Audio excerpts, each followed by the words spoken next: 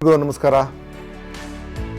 ತಮ್ಮೆಲ್ಲರಿಗೂ ಈ ತ್ಯಾಜ್ಯ ಅಂದ್ರೇನು ಮತ್ತು ಅದರಿಂದ ಮಾಲಿನ್ಯದ ಮೇಲೆ ಉಂಟಾಗ್ತಾ ಇರತಕ್ಕಂಥ ಪರಿಣಾಮಗಳ ಬಗ್ಗೆ ತಮಗೆ ತಿಳಿಸೋದಕ್ಕೆ ಇಚ್ಛೆಪಡ್ತೀನಿ.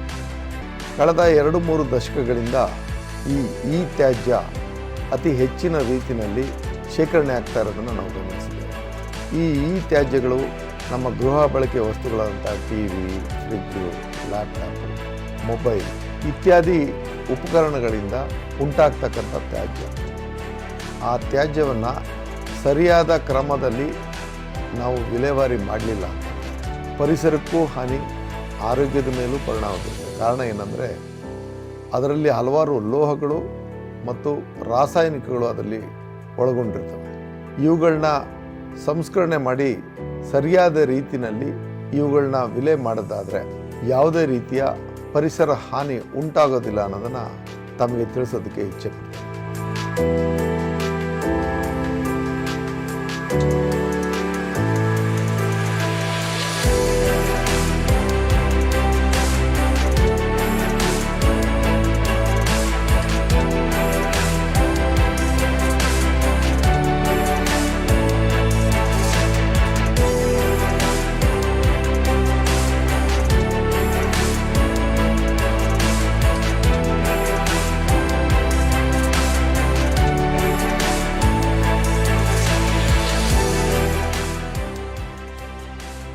ಇದುವರೆಗೆ ನಾವು ಈ ತ್ಯಾಜ್ಯ ಅಂದ್ರೇನು ಎಂಬುದನ್ನು ವೈಜ್ಞಾನಿಕವಾಗಿ ಅರಿತುಕೊಂಡ ನಂತರ ತಾವುಗಳೆಲ್ಲರೂ ಈ ತ್ಯಾಜ್ಯವನ್ನು ಸಾಮಾನ್ಯ ಕಸದ ಜೊತೆ ಬೆಳೆಸ್ತೇವೆ.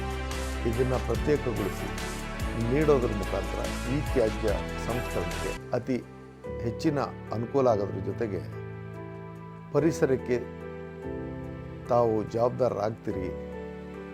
ಈ ರೀತಿ ತಾವೆಲ್ಲರೂ ತಮ್ಮ ಜವಾಬ್ದಾರಿನ ಮರಿಬೇಕು ಅನ್ನೋದು ನಮ್ಮ ಆಶಯ.